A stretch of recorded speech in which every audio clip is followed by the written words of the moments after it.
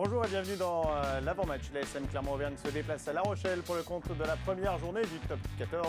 Pour commenter cette compétition à mes côtés, Charles Vigier, patron des sports à la montagne. Bonjour Charles. Ouais, bonjour.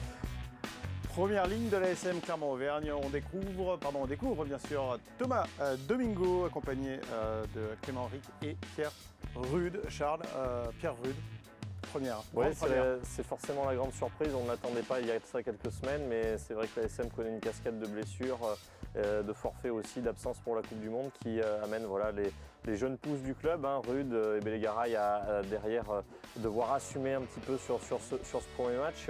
On va voir comment ça se passe. Rude est un joueur qui, je crois, porte bien son nom, puisqu'il est réputé effectivement être assez rugueux dans les contacts, aimer le combat. Donc il va être servi à La Rochelle sur un premier match de championnat. Les Rochelais qui ont plus de préparation que les Clermontois pour l'instant. Ça va être intéressant de voir, sans pression à l'extérieur, un premier match. Deuxième ligne, Girdrasiak, Jacquet.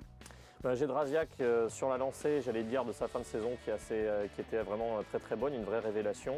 Voilà, on va voir ce que ça va donner. En match amical, notamment contre Glasgow, il a été assez impressionnant, marqué un essai tout en puissance. Ça peut être là aussi une vraie confirmation, on va dire, pour Clermont. Et puis Jacquet, habituel, un joueur qui avait bien réussi son début de saison dernière, avant un petit peu d'être éclippé.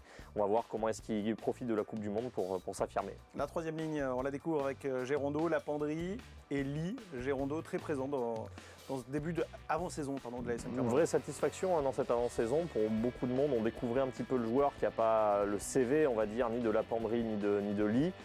Voilà, ça amène un peu de puissance aussi parce qu'à la fois il est combattant, plaqueur et il a un peu de force de perforation avec Lee qui lui est vraiment, on va dire, l'autobus de cette troisième ligne. Et Lapendrie qui est un excellent plaqueur, un joueur assez expérimenté, aérien.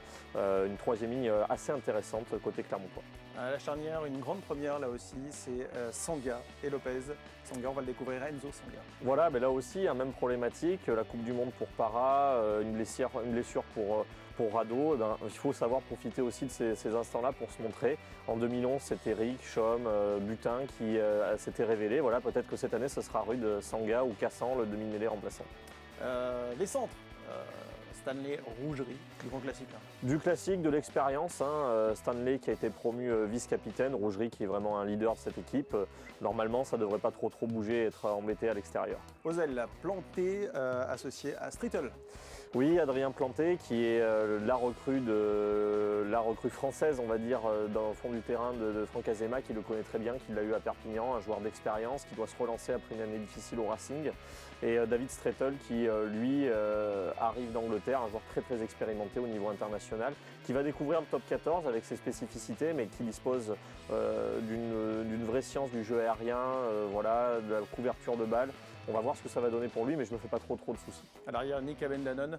On connaît Nick Abendanon, effectivement, le meilleur joueur de la H-Cup, de la Champions Cup de la saison dernière. Les remplaçants, on les découvre aussi avec Bellegaray, Chaume, Iturria, Bardi, Cassan, Fernandez, Guir, Kotzeu. Il y a aussi des jeunes chez les remplaçants. Oui, des jeunes. On m'a parlé du deuxième talonneur. Effectivement, il y a aussi Arthur Iturria qui est réputé être vraiment une promesse pour le futur. Là aussi, en deuxième ligne, Cassan, on l'a dit, à la mêlée, qui lui avait fait une entrée en top 14 l'an dernier contre Oyonnax à domicile. Et puis Patricio Fernandez, dont on dit le plus grand bien, le deuxième ouvreur qui va tenir ce rôle-là, puisque a priori pour l'instant l'ASM ne compte pas prendre un joker médical sur l'absence de Brock James. Ils vont fonctionner avec Lopez et Fernandez, donc on aura l'occasion de voir ce garçon à l'œuvre.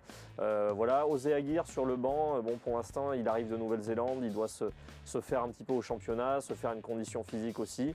On aura peut-être l'occasion de le voir en fin de match. C'est un joueur qui est capable de faire des décisions sur un bon ballon en fin de match.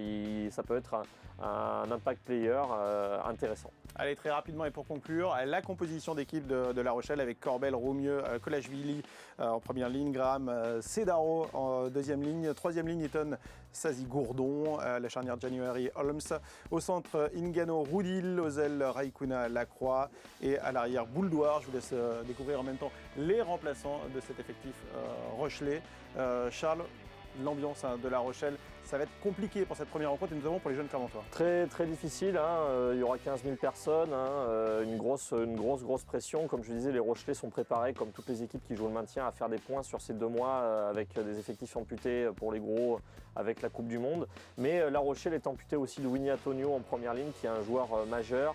J'allais dire aussi d'un garçon comme Murivalu à l'arrière, qui leur fait beaucoup de différence. Botia, qui est un gros combattant au centre. Bon, on va découvrir des garçons, il y a des garçons d'expérience qui sont arrivés, comme Roumio au talon, comme vous pouvez le voir là. Gourdon en 8, voilà, il y a Goujon qui est à la Coupe du Monde, mais Gourdon est là, l'ancien Clermontois, et qui s'était bien révélé. Il y a aussi, attention, à suivre Ingano au centre, qui est arrivé, de joker médical australien, qui a fait vraiment des performances. Et le petit Lacroix, qui vient d'Albi, et qui est un joueur très rapide, une vraie petite bombe en vitesse pure, et qui pourrait faire des décisions, il faudra faire attention à lui. Charles, merci d'avoir été à mes côtés pour analyser cette composition d'équipe. Retrouvez l'après-match, le débrief de la rencontre de l'ASM Clermont-Auvergne sur sportauvergne.fr avec Manu Caillot qui sera accompagné de Xavier Berdy et Sébastien Bertrand. À bientôt, ciao.